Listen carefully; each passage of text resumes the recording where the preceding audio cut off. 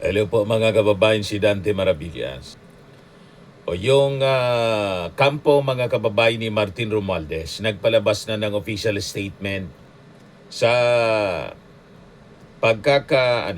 pagkakatimbog sa PGMN founder na si Franco Mabanta. O ito yung statement mga kababayan ni Attorney Elaine Atienza, spokesperson ni Representative Martin Romualdez. Sabi niya, sa demokrasya niya malayang pumuna, pero malinaw po sa ating batas, isang krimen ang pangingikil. Of course naman po, krimen po ang pangingikil. Malinaw hindi man po parte ng journalism ang pangingikil, extortion. Di ba? Hindi na yan parte ng freedom of expression, kundi extortion talaga. Yan bang malinaw? Gustong magpalusot mga kababayan itong si Franco Mabanta na isang full-blooded DDS. Gustong i-disown ng mga DDS kasi natimbog po yung kanilang sindikato. Sabi ko sa inyo, pagdikit sa Duterte, puro sindikato po.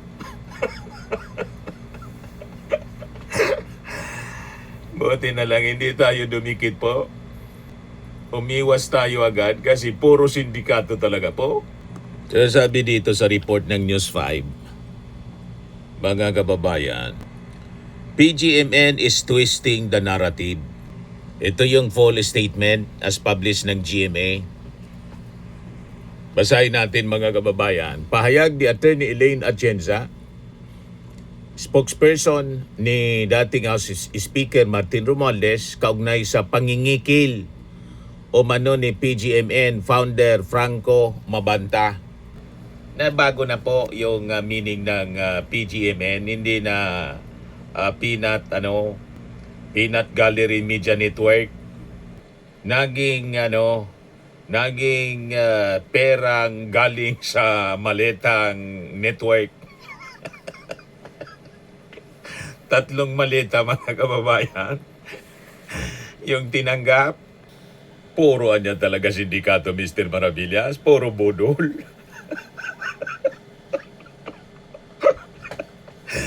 Naman niya, Mr. Maravillas, duministansya ka. Kung hindi, madadamay ka dyan sa mga budol. Kuhan po ako, discerning. Pag nakikita ko na may galawang sindikato na, sabi ko, hindi na ito maaari. Dumistansya na tayo rito sa galawang sindikato. Sabi dito, PGMN is twisting the narrative. Ang issue dito ay hindi tungkol sa malayang pamamahayag, lalong hindi ito tungkol sa karapatan ng sino man na punain ang gobyerno. Ang tunay na tanong, may humingi ba ng pera kapalit ng katahimikan? Representative Ferdinand Martin G. Romualdez simply did what any person exposed to the same circumstance would do. He reported the matter to the proper authorities, and the NBI acted on that report pursuant to its mandate under the law. Whatever materials or exposés they claim to possess are irrelevant to the criminal allegations of extortion now under investigation. If anyone believes he has evidence of wrongdoing by public officials, the proper course is simple. Release it, submit it to the authorities, and let the proper institutions act on it, not use it as leverage in exchange for money. Correct. May ayaw kayong ebidensya sa flood control, ilabas nyo na. Yan ang challenge ng kampo ni Martin Romualdez. Ilabas nyo. Ano ang awat ninyong ebidensya? Ilabas nyo na. Hindi yung gagamitin ninyo para mangikil. Ilabas nyo na. Tulad ng pulburon video. Fake. Ilabas nyo. Yan ang challenge ng kampo ni Martin. Yan o. Not use it as leverage in exchange for money. That is what PGMN did. They purportedly produced a video that was allegedly ready to run several weeks ago and yet chose not to release it. That is not journalism. That is extortion. Correct. Blackmail po. Binablackmail siya, no? Di-release din niyo, sabi nga natin. Ba't hindi niyo pa i-release? I-release niyo na para may pagpistahan tayong kwento. Hindi po natatakot si Martin sa mga pampablackmail ninyo kasi wala mang katotohanan, puro man lang bintang, puro imbento. Yung ICI po, wala man nakitang ebidensya. Yung witness ni Marcoletang si Gutesa, hindi na nagpapakita, nagtago na yung present ni Mike Defensor. Yung tawag dito, affidavit niya, peke yung notaryo, yung pirma. Yung mga ex-marines, ay, sabi ko sa inyo, puro yun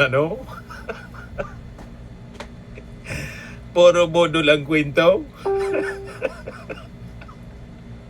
Kaya ayaw patulan po ni Ping Lacson. Pati yung sinasabi ni tawag dito ni Governor Sabit. Hindi yung credible po, puro yun bodol. Ayaw patulan ni Ping Lacson. Ayan extortion ang ginawa. That is not journalism. That is extortion. Ultimately, this case will be decided by facts, evidence in the rule of law, not by competing narratives on social media. Correct. Kaya ngayon mga kababayan, yung sindikato, sindikato sa social media nila, tapos na. Nadurog na mga kababayan. Kasabi dito, such conduct undermines legitimate journalism and damages public trust in genuine media institutions. Ultimately, this case will be decided by facts, evidence, and the rule of law, not by competing narratives on social media. Naulit pala, binasa natin. Simple lang po ito. Sa demokrasya, malayang pumuna, pero malinaw po sa ating batas, isang krimen ang pangingikil. Hindi ninyo masisindak yan si Martin. Matino itong si Martin Romualdez. Sinisiraan lang kasi ando na nila kasi gustong kumandidato ni Martin sa pagkapangulo. Umalis na nga pong speaker, hindi man nagsasalita. Yan lagi ang bukang bibig ni Sara Duterte. Paninira kay Martin Romualdez. Ano ngayon inabot ng inyong social media syndicate? Di ba? Nasakuti po, natimbog ng National Bureau of Investigation sa pangingikil ng 350 million. Matindi. Yung main anchor nila, sabi dito sa News 5, na si CG Hero, isang dating beauty contestant. Ito na, PGMN host, CG Hero, person of interest ng NBI. Ipapatawag ni National Bureau of Investigation Director Attorney Melvin Matibag si Peanut Gallery Media Network host CG Hero. Itinuturi ngayon si Hero bilang person of interest kaugnay ng robbery extortion complaint na inihain laban kay PGMN founder Franco Mabanta at 4 na iba pa. Tinitingnan namin kung yung participation ng individuals na nandirito sa PGMN, kung tutuusin based doon sa complaint na binigay, dapat mapasama na siya sa inaresto, but we want to exercise caution para wag sabihin na politika, ani Matibag. Laging ganon, mga kababayan, ang rason, pinopolitika. Si Mike Defensor ng i-raid yung Blue Hotel at Chicago restaurant niya, politika daw. Puro sindikato yung operation. Yung pogo niya, pogo ni Ari Roque, wanted sa qualified human trafficking. Puro sindikato po. Pati yung social media network, mga kababayan, dikit sa kanila. Sindikato din, pangingikil yung negosyo.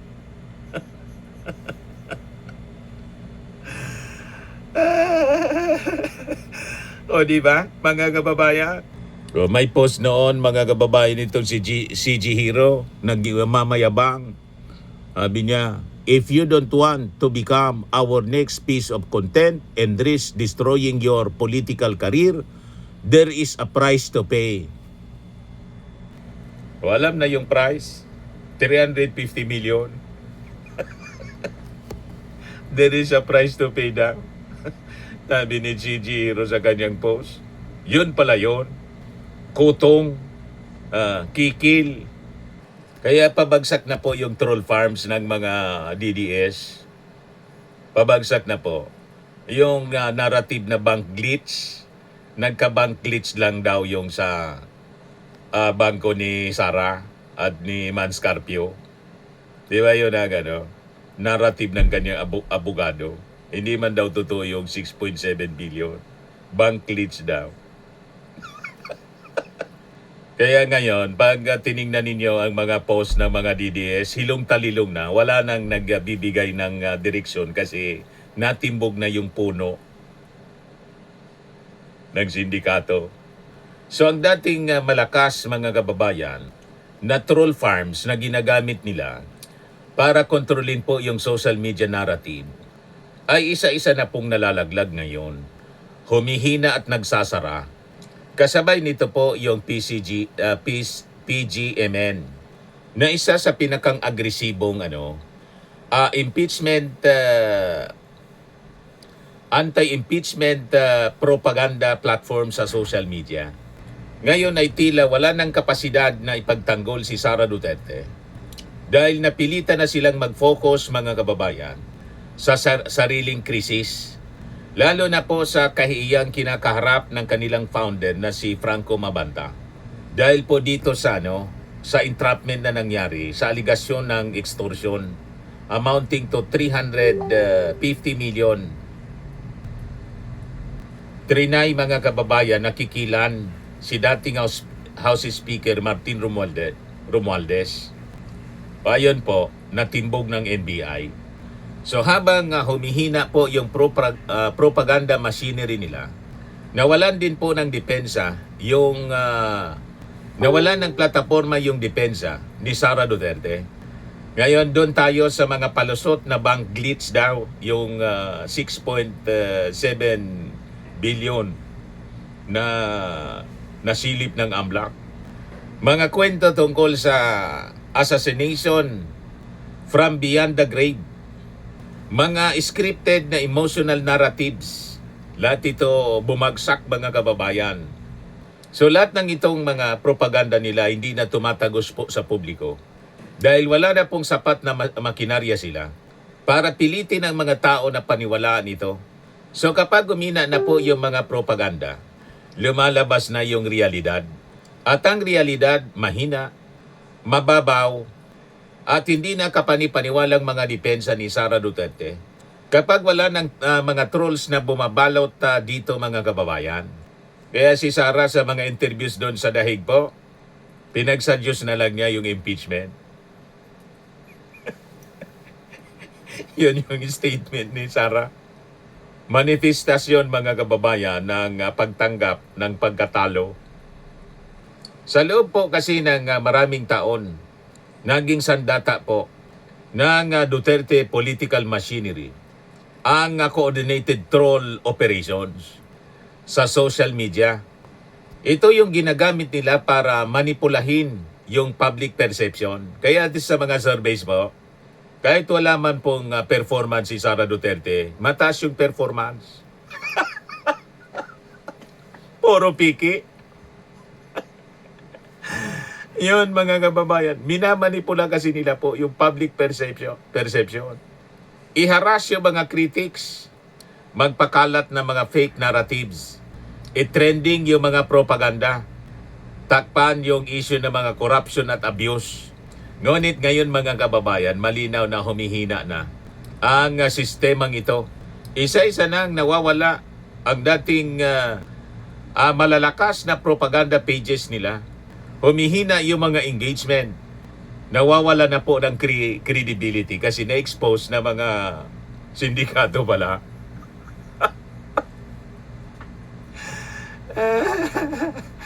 O, di ba, mga kababayan? Ha? Ha? There's a price to pay. Nasa kote, mga kababayan, yung leader ng sindikato. Maliwanag pa sa sikat ng araw. Di ba, mga kababayan? Gustong biktimahin si Martin Romualdez.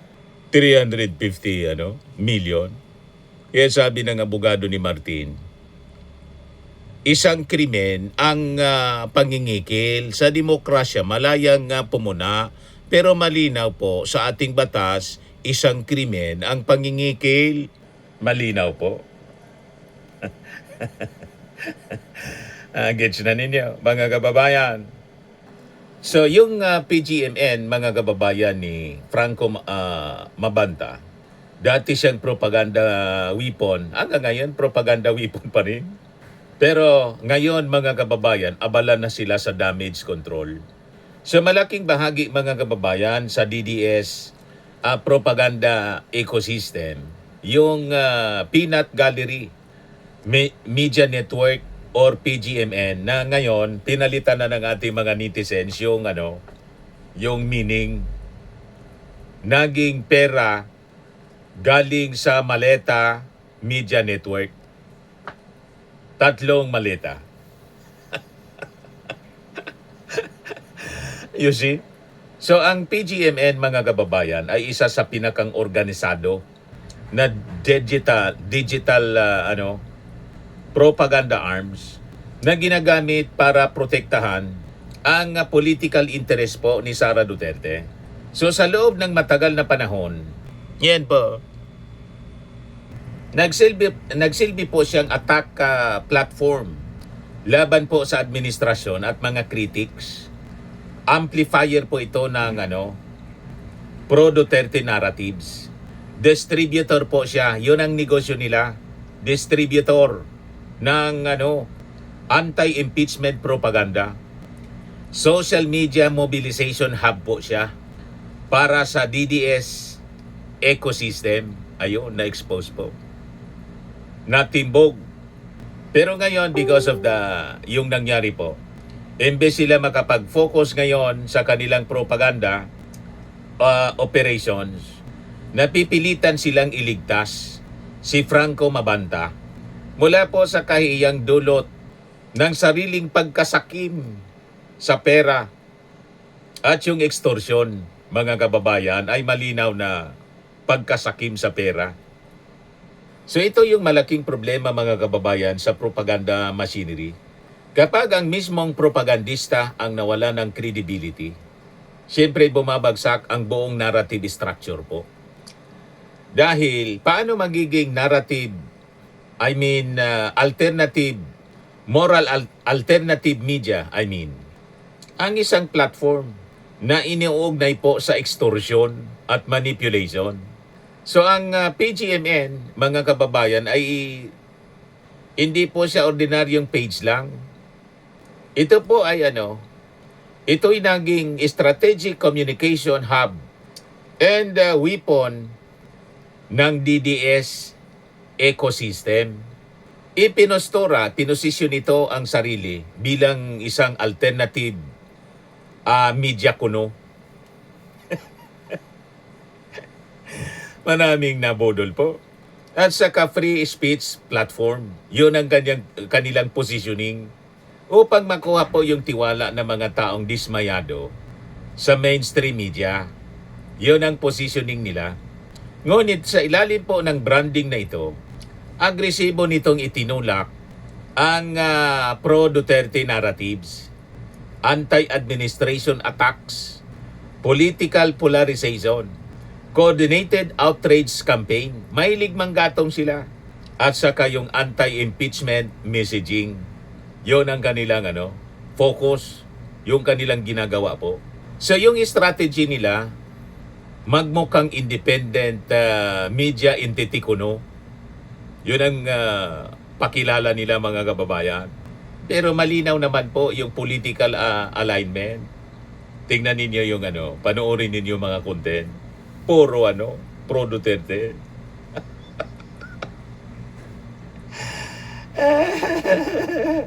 So ito yung dahilan mga kababayan kung bakit malaking dagok sa kampo ni Sara Duterte po yung paghina ng PGMN. Nasira yung credibility. Huli sa extortion po yung founder mismo. O, di ba? So umina na ngayon. Dahil nawalan po sila ngayon mga kababayan ng pinaka-organisado na digital defenders nila. So ang pagbagsak ng PGMN mga kababayan ay direktang dagok sa kampanya ni Sara Duterte. Hindi po maikakaila ang hayagang suporta ng PGMN kay Sara Duterte at maging sa posibleng presidential ambition nito sa 2028 election. Kaya yung paghina mga kababayan ng network ay hindi po ito isang simpleng media issue lamang. Isa siya pong political setback.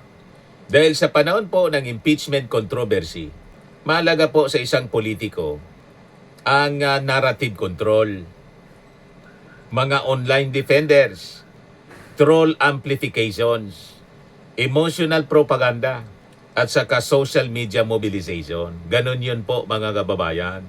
So kapag nawala po ang machinery na gumagawa po nito, expose yung kandidato sa direktang scrutiny ng publiko. So ito ang nangyayari ngayon kay Sara Duterte. Habang humihina po yung DDS propaganda network, mas humihina ang kainaan, lumalabas yung kainaan ng kanyang mga depensa. Walang plataforma po yung mga paluso. Tama, wala siyang plataforma. Mga palusot po. Noong malakas pa yung mga troll machinery, kaya nilang ipakalat ng mabilis ang kahit gaano kahinang narrative. Pero ngayon, iba na po ang sitwasyon. Kapag sinabing bank glitch lang yan, system error lang, may assassination plot mula sa kabilang buhay, political persecution lang, mas marami na ngayon po na mga Pilipino ang nagtatanong kaysa sa naniniwala. Dahil wala na pong sapat na propaganda force na kaya pong pilitin yung emotional hysteria ng publiko. At kapag sinuri po sa logic at facts ang mga depensa, mabilis na ito pong bumabagsak. Ngayon, bakit po mahina yung bank glitch defense na sinasabi ng abogado? Yung nagpa-presscon po yung abogado ni Man Scarpio. Yung bank glitch po ay pinakamahina pong depensa. May malinaw po na technical at legal na dahilan kung bakit po hindi ito kinokonsiderang credible. Una, ayon mismo mga kababayan sa AMLAC, ang mga transaksyon ay hindi one-time entry lamang. Ito po ay series ng mga deposits and transfers mula 2006 hanggang 2025. So ibig sabihin, hindi po ito consistent. Sa normal na system glitch, ang glitch kasi po ay pansamantala. Hindi po siya tumatagal ng halos 2 dekada. May nakita kayong bank glitch na tumatagal ng 2 dekada? So pangalawa, may audit trail po yung mga bangko. Ang mga bank institutions, mga kababayan, may maigpit silang record keeping saka reconciliation systems. Kaya kung totoong glitch ito mga kababayan, dapat matagal na itong nakorek. Hindi mananatili po yung bilyon-bilyong halaga sa banking records ng maraming taon. Kung simpleng system error lamang, nagets na ninyo mga kababayan? Kaya napakaina yung palusot nila. Hindi ka panipaniwala. Pangatlo mga kababayan, wala man pong nilalabas na official certification mula sa bangko na nagpapatunay na nagkaroon nga ng glitch sa particular na accounts. Kaya kwento man lang nila yon sa press con. Kaya yun nilang mag-attend sa mismong hearing. Kasi doon, tatanungin sila. Siguradong magkakabulol-bulol pati yung abogado. Mabubuking na nagsisinungaling. Madudurog yung palusot nilang glitch sa bangko. Sa rules of evidence naman mga kababayan, sabi ng mga legal experts, ang simpleng denial na wala man pong dokumento, ang tawag nila dyan, bare denial. At mahina ito. Kung ikukumpara po sa dokumentadong financial records, yun ang ginagawa nila. Basta nag-deny, wala mang proof. Nagkwento lang sila doon sa press con. Para Para budulin mga kababayan yung publiko, papaniwalain, may glitch lang pala niya. For propaganda purposes lang yon mga kababayan. So pang-apat na punto, napakalaki po ng discrepancy. Mula 2 million hanggang 2 billion, glitch. Hindi po ito sa simpleng typo. Hindi siya po simpleng encoding error. Sa mata mga kababayan ng mga financial experts, ang ganitong kalaking variance, hindi po pwedeng maipapaliwanag bilang simpleng system bug. So imbis po makatulong lalong nakasama yung glitch narrative nila. Lalo nagduda yung mga tao.